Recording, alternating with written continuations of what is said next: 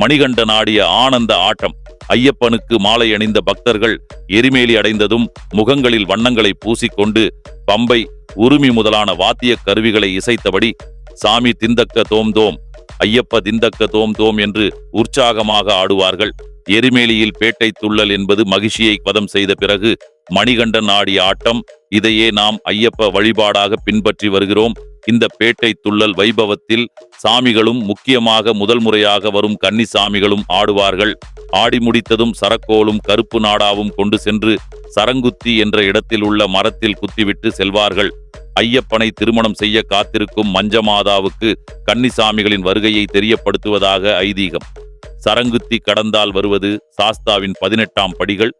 இந்த படிகளை கடந்து சன்னிதானத்தில் தவநிலையில் இருக்கும் ஐயப்பனை தரிசிக்கும் பக்தர்கள் தாங்கள் கடந்து வந்த வழிகள், கஷ்டங்களை எல்லாம் மறந்து சாமியே சரணம் ஐயப்பா என்று எழுப்பும் சரணகோஷத்தில் மலையே அதிரும். ஆன்மீக புரிதலில் ஹலோ சந்திரன்